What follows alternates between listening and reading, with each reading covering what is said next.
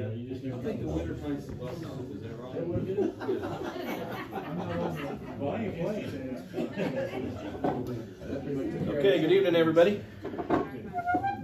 Hope everyone's doing well. Good number back with us tonight. Appreciate that. All right, we are continuing on in our lesson on the life of David. I have really enjoyed studying this and making the preparations for it. Do want to recap, as we have, as normally our custom, want to recap a little bit from lesson 4 last week. We spent some time talking about David's daily struggle with Saul and how he kind of begins his period of running and running from Saul and going here and there. And we started out with a little incident of the showbread in the temple, where he asked the priest to give him the showbread and kind of deceived him that he was on an order from the king. Then he pretended to be insane while he was at Gath, which is where Goliath is from, if you remember. He pretended to be insane so that he could escape that period. Again, we're in 1 Samuel, around chapter 21 or so. And he pretended to be insane there so that he could escape. Then he goes to a cave at Adullam, where he's fleeing from Saul. And we talked a little bit about there and how he wrote a psalm there and the despair that he might have been in and all of that. We talked about how Saul killed all the priests at Nob and the entire city of Nob. He wiped that entire city out as Saul's chasing David back through his kind of retracing where he's been. And so Saul was on the hunt. And then we talked about how David saved the city of Keilah, and that those people that lived there who were being tormented and their threshing floors were being destroyed. David then again spares Saul's life in a cave. If you remember, he's in a cave while Saul is relieving himself in the same cave, and David cuts off the portion of his robe. We talked about that, and David felt a little bad about that and comes out and talks to him. And then we kind of ended the week talking about Samuel and how Samuel died in chapter 25 and verse 1. Kind of unceremoniously there, but kind of as a reflection of his life as well, in Samuel's life, and that he was kind of person that was behind the scenes, and that he anointed Saul, he anointed David, and he was there all along. And he's actually going to make an appearance in a couple of, and next, not this week, but next. We'll see that again. He'll have another mention there.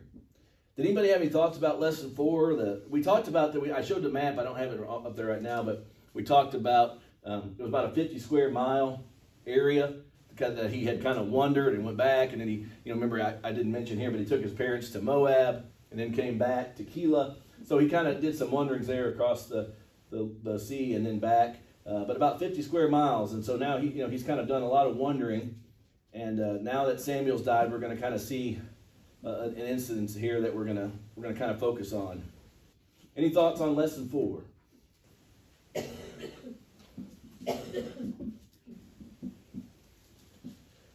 Okay, so now we're in chapter 25, and again, this is just after Samuel's death. We're in verse 2. We're going to spend a little time on this in this chapter tonight, and then in 26, which is the next chapter.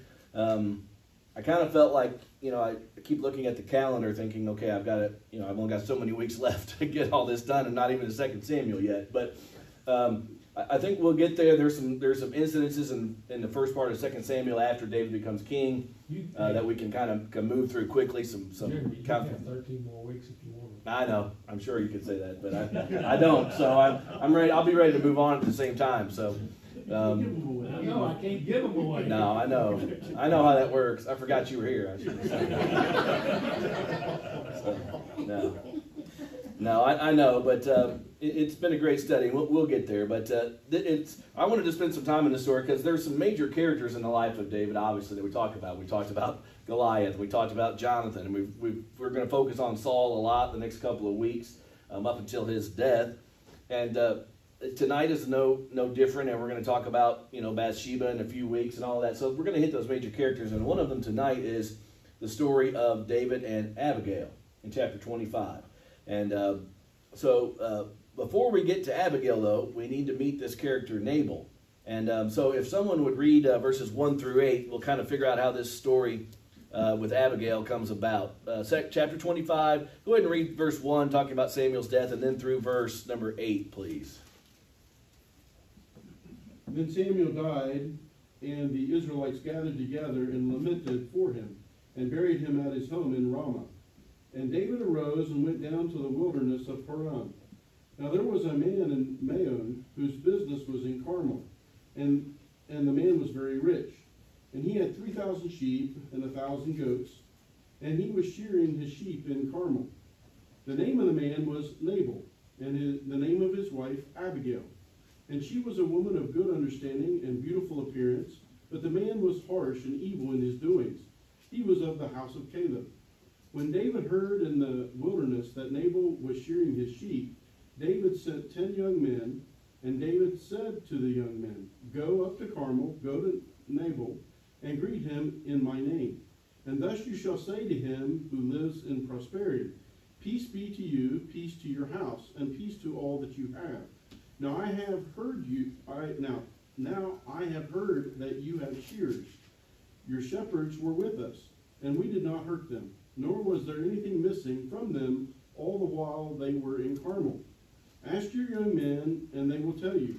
Therefore, let my young men find favor in your eyes, for we come on a feast day. Please give whatever comes to your hand to your servants and to your son David." All right, thank you. So we're going to see this new relationship that's going to be formed here between David and Abigail. We've just been introduced to Abigail, but first we kind of got to get through Nabel. So we're introduced to Nabel. Does anybody know what his name means without looking at verse 25? Fool. All right, I saw somebody mouth it. All right, so fool. All right, that's what we'll see, and so we're going to see how that gets played out here in this story. So again, we were introduced to Abigail, who's beautiful, apparently inside and out, and she's very smart. She's very wise. She's very discerning, and we'll see later that she's apparently a very good cook. All right, so. Recipe there for a very successful woman. So, and she's really the reason that Nabal is successful to this point. All right, and we're going to kind of see that with the people that Nabal interacts with and the people that Abigail interacts with. Okay, Nabal's just this kind of person that is a very shrewd man. It mentions there he's a Calebite, which has a reputation for being very evil and just cantankerous, and so.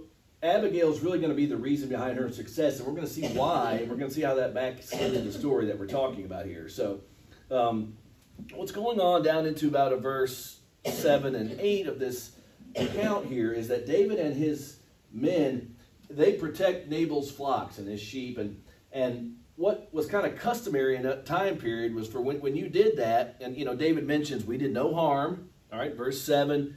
And then he says in verse 8, "Therefore let my young men find favor in your eyes, for we come on a feast day." How about that? All right. They showed up on a day when there was a feast, and they're a little hungry. They've been running from Saul. They've been protecting this guy's sheep. It was kind of customary to give them some food, feed them, kind of let them be nourished, and all of that. So that's what's led up to this point right now. All right. So that's where David's men have gone to Nabal and talked to him. So what happens here is, so we kind of read that, but we won't have time to read the entire account, so we'll kind of start going through kind of a verse at a time. But so David's men in verse 9, they come to Nabal, and Nabal answers David's servants in verse 10. This is, not very smart. So he says, "Who is David? Who is the son of Jesse? There are many servants these days who are breaking away from their masters. Shall I take my bread and my water and my meat that I have killed?" So he's saying, I don't know who this is. He makes a poor decision. All right, David's young men go back to David in verse 12. All right, they tell him all of this. Okay, so then David kind of flips out a little bit. All right, I guess that's kind of the way I can interpret it there in verse 13 to verse 12. Well, in verse 13. All right, David says, "All right, that's it. Everybody strap on their sword." David even gets his. All right, so 400 men go up with David, 200 stay back with the fight. So he's ready to go kill this guy. That's just the way he is. And to me, that's kind of flipping out a little bit, because if you compare that to, if somebody wants to read chapter 17, verses 46 and 47, when we talk about David and Goliath, everybody remembers that. If someone would read chapter 17, 46 and 47. The day of the Lord will deliver you into my hand, and I will strike you down and cut off your head. I will give the dead bodies of the hosts of the Philistines this day to the birds of the air and to the wild beasts of the earth, that all the earth may know that there is a God in Israel, and that all all this assembly may know that the Lord saves us, not with sword and spear, for the battle of the Lord's, and he will give you into our hand. Okay, so I couldn't help but kind of draw this comparison here, where he doesn't even really, mention God in this. He's just saying, all right, everybody strap on, we're going to go take care of this guy, and we're going to kind of do it on our own, is the way it kind of comes across, at least in this instance, where just a few chapters ago, when he was talking with Goliath, everything was, I trust that God's going to take care of me. And so we see a little bit of, and we've talked a little bit about this. We've kind of given some hints about how David is going to spend some times where we think he's kind of turned away from the Lord. In other words, that I hate to use the word turned away, just that he hasn't approached the Lord in the way that he did previous to this. And we're going to draw some lessons from that and how we can draw out of that. But, so, again, and one of the questions that I want you guys to think about it, and I want you to answer this, why now all of a sudden, I have a reason, but, it's interesting to think that David, all of a sudden it's okay now to kill Nabel just because he didn't give him any food. But he's been protecting Saul all of this time, who's been trying to kill him, the whole time. And what would be one of the main reasons? What has been the reason that David has given for not killing Saul? He's the Lord's anointed, okay? And we're going to talk a little bit about that in a couple of weeks too, when David kind of goes full on mercenary and on everybody, and how he would kill people but it was because they weren't the Lord, and even someone who was raised up as king, and we're going to talk about that. But so yeah, that's the main reason that he says it's he's plundered up to this point as well. But still, I think it's just kind of interesting how casual he is with all of this. Let's just take care of it. So we see in verse 14, all right. But one of the young men told Abigail, Nabel's wife. So Abigail is now in the know here about what's going on. And this is, interesting that she's being told here that, David tried to, and this is one of Nabel's men, don't forget, all right? He goes, one of Nabel's people goes to talk to Abigail. Look, Nabel's at it again, all right? And he's being weird, he's being cantankerous, he's not doing, not being polite. Nabel had plenty of money, plenty of resources to give David the feast that he deserved and needed and whatever. So that, again, that's not the point of it. The point is that he's just being stingy about this, he being Nabel. All right? And what I find interesting in verse 14 and following is that Abigail does not really look for a way out from Nabel. I mean, she's been married to this guy and knows his business dealings, knows who he is, knows the kind of person that he is, and probably had reasons to say, okay, well, let David kill him, gets me off the hook, I don't have to be married to him anymore. I mean, she probably had in the back of her mind reasons to do that, all right, but that's not what she does, all right? She kind of takes it upon herself, and what does she do in verse 18? She goes around him. Yeah, she goes around him and cooks like never before, all right? She prepares, she goes around Nabel and does what Nabel probably should have asked her to do all along. All right, she cooks this big meal and tries to appease David here, okay? Because we see down into verse 20, all right, that she approaches David, after she's approached him with this food and all of these things. And in verse 21 and 22, David is still stewing here. I mean, he's still ready to kill Nabel. He's still hot. All right, so that's where we're at, and Abigail can kind of see that. I mean, obviously we think of Jacob and Esau. When Esau appeased Jacob with these gifts, Abigail's trying to think, okay, let's give him some food, let's get him fed. Maybe that'll take away some of his anger. He's not hangry. All right, so maybe that'll be part of it. So she bows down to him. She shows him respect. You know, she understands that David's going to be king one day, and she understands this process. And she's trying to appease him. And so, well, what is something else that you think she might be? When I said that she understands that David's going to be king, what do you think else is in the back of her mind here when she approaches David, thinking about what David might do? Think a little bit outside the box here. This was my thought. Maybe I'm wrong. I think maybe she's protecting David's legacy a little bit here. I mean, if she knows David's going to be king, you know, you don't want to turn out like Saul, you know, go killing people just for nothing. You know, she's maybe in the back of her mind saying, you know, I don't want him to turn out like Saul. I don't want him, you know, she kind of knows he's going to be king, and if he kind of gets this hothead, you know, so if we don't want him to turn out like Saul, not if you know, God has any say in it or Abigail has any say in it. So we see, you know, down into verse 23 again, where she falls down and talks to him. And he wants, you know, why shouldn't I do this? You know, and again, this is her quoting in verse 25. Let my Lord regard this worthless fellow, also known as my husband. Okay, all right. For his fellow Nabel, for his name is. That's where Mary said that it was a fool. All right, you know, and he's foolish. All right. So again, she says, she kind of falls on the sword here. Please, you know, forgive him. She deflects. She takes the blame. You know, she kind of tries to calm him down here. I think it's important for us to realize that David also has a somewhat of a reputation as a mercenary.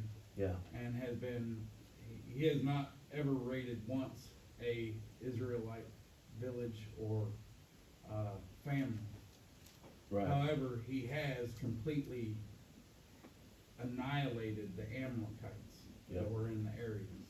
Yeah. So his strength and his ferocity is well known. Yep. And when Nabel does this, he's obviously irritated David enough to where now she's concerned that not only is David going to kill Nabel, but he's going to wipe out everyone else too and plunder their stuff. Right. Very true. Verse 28, I think, gives us some insight into what Abigail was thinking, getting a little ahead of you here, but it says, please forgive the trespass of your maidservant, for the Lord will certainly make for my Lord David an enduring house, because my Lord fights the battles of the Lord, and evil is not found in you throughout your days. And then goes on to talk about the fact we know that Saul is pursuing you. Yeah. So that kind of gives us some insight into what Abigail was thinking as well. Right. Very true. All right, so down into verse 32, after her little plea here, David listens to Abigail. All right, this is a smart moment for David. Okay, does the right thing here, and you know, he kind of backs off and calms down and simmers a little bit. And so he even, you know, blessed be the Lord God of Israel who sent you. Blessed be your discretion, kind of those kind of things. Thank you for protecting that. And so he takes his food. He goes, you know, tells her to go back to peace. And so, you know, I counted a couple. Different versions may have different things, but I counted that she used the term maidservants about 6 times and my Lord about 8 times. You know, she's really respecting here, you know, the role that David has. And I think one of the lessons that I see from this, and we'll draw some here towards the end of class, is that we really would be wise to listen to the counsel that God puts in our lives, people that God puts in our lives. We may not even know that they're there for that purpose. You know, someone, I guess, kind of on the outside of the situations that we might be in, that might have a different perspective, different viewpoint. It allows us to see that, you know, you're about to do something pretty stupid, you know, just, you know, back off a little bit, and you're maybe not thinking, you're kind of letting your emotions get the best of us. And so we'll talk a little bit about that, but I think that's important that God, it's obviously no mistake that God put Abigail, you know, I feel like Esther, you know, God put you here for such a time as this, you know, she put Abigail there to calm him down and not, you know, destroy this city. So any other thoughts about that? Before we close the story up, yeah. That's also, you got to also think, if he would have destroyed Nabel, he's destroyed only Amalekite villages, and if you attack one of your own, whether or not that's righteous or not, whether or not it's he got what it's coming, he still attacked one of his own people. Yeah. And for someone who is hoping to be king one day, that is not something you want on Right. your resume. Yeah, I agree. Here's some things that I drew out, and this may be a reach for some of you, but to me, I thought there's some conflicts that are kind of at play here that I think are kind of interesting. One of them is the husband and wife relationship that we see in verse 3 between David Nabel and Abigail. Nabel is not a good person. Abigail appears to be, and has dealing with this, and she stands by her man kind of in times of difficult situations. And I think for us to realize that relationships are tough. Sometimes we don't necessarily agree with what our other significant other does or whatever, but we have to deal with those things, and those conflicts play out in real life.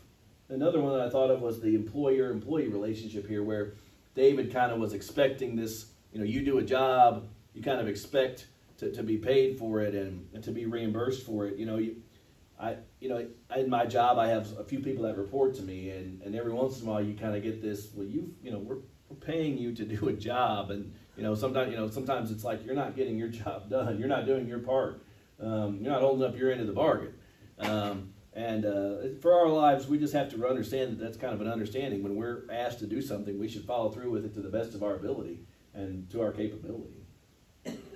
And another is, I think that David is having to deal with his anger here, even to the point of wanting to murder someone. And Abigail's able to talk him down a little bit. How do we let our emotions get the best of us? How do we handle our emotions when it's maybe compounding on top of things? Like I said, you're hungry and you're tired and you've been killing and raiding and all this, and then this comes up and it's just one more thing that bubbles over, kind of those things. So all of those things, I think, are those conflicts that we see kind of tie in. Does anybody have any thoughts about those that they want to expand on before we move on? Okay, so let's kind of tie this story up, and then we'll move on. We got just enough time to kind of get into 26 here in a little bit.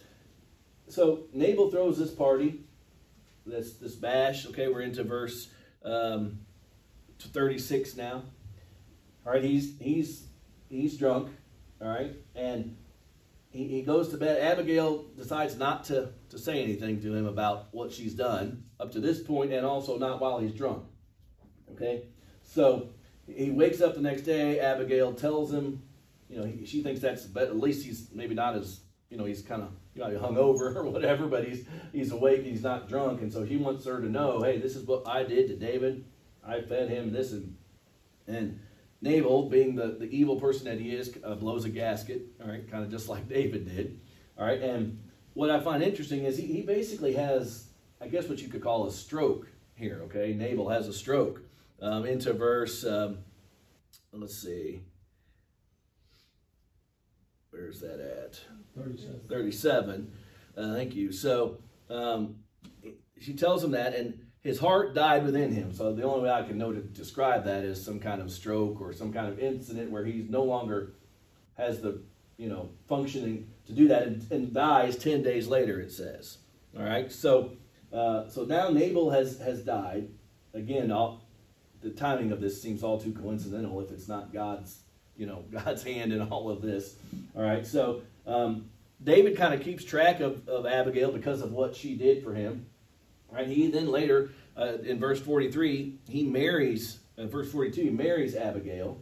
All right, and he also takes Ahinoam as his wife as well. And they both became his wives. All right, so we talked about Michal. It mentions that at the end there. Right, technically, was still married to Michal, although Saul, it says here that Saul kind of gives up on that and decides to give Michal to Palti. And he'll come back here in a little bit. We'll talk about an incident with that. All right, but so technically, I guess you could say he's not really married to Michal. But he does have these two wives now. And we're going to talk more about in a couple of weeks. We're going to talk about after he becomes king, how he has more wives and all of his children and all of that. We're going to talk about that in a couple of weeks. But Michal will come back and have an application for us after he becomes king, and we'll talk a little bit about that. Any thoughts about this story with Abigail before we move on to David sparing Saul's life? Thank God for a good wife. That's right. Yep. Yep. Okay.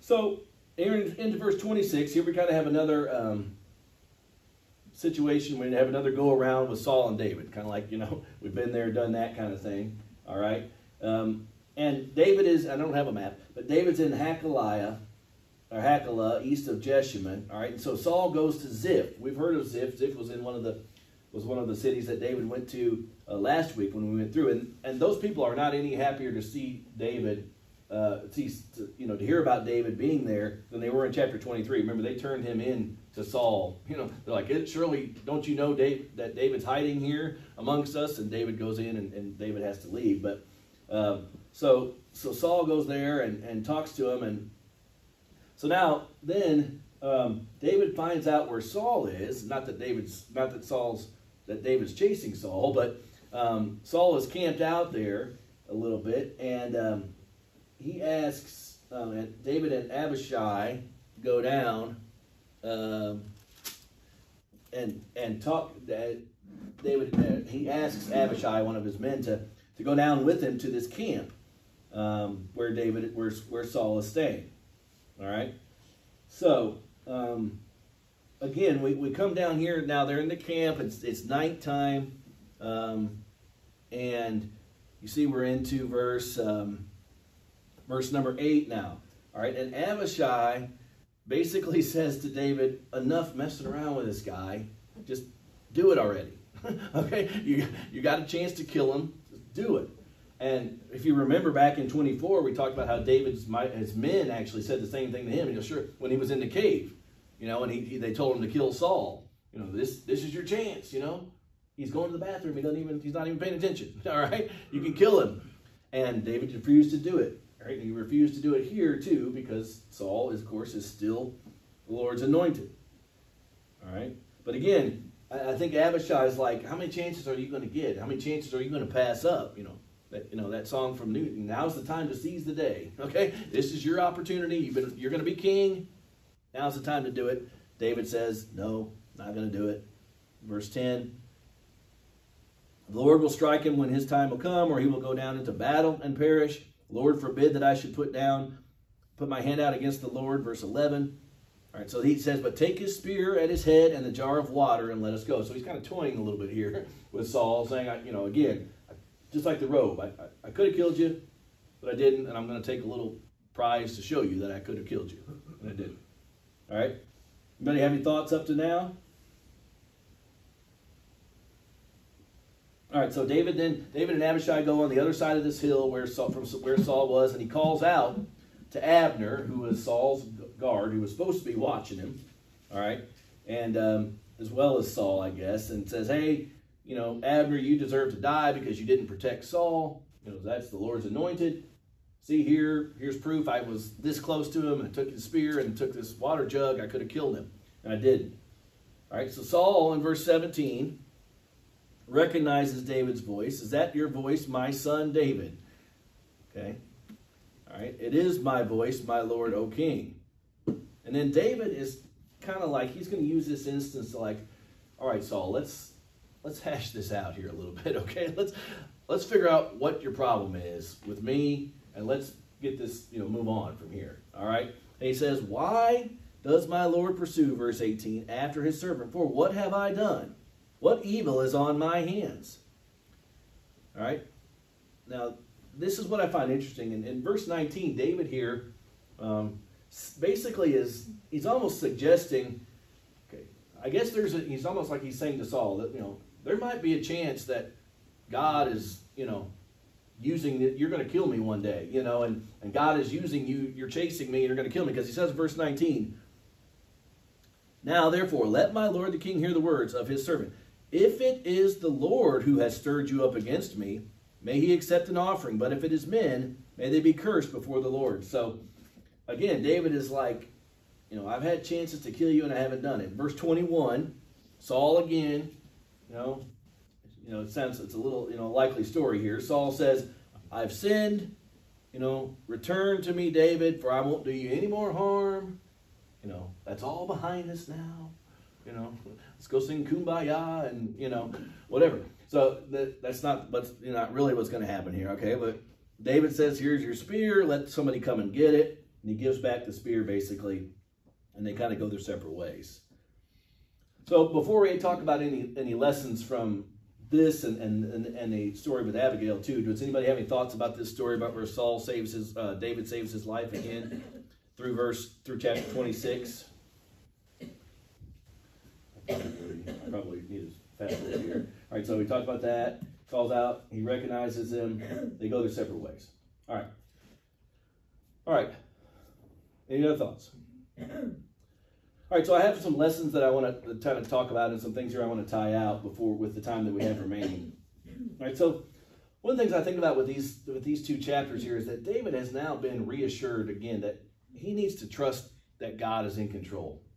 And in that same vein, compare that to what Saul has done. And we're going to actually talk about, kind of working on this lesson today, a couple lessons from now. We're going to kind of compare David and Saul. Once Saul dies, we're going to compare how they, had their kingship and how that all started out. But just a couple of comparisons here that we can see is, David kind of had a lack of trust on some level because he didn't really mention God when he said, I want to go up and kill Nabel.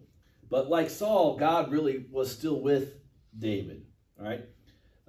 David kind of took matters into his own hands like Saul does. Okay.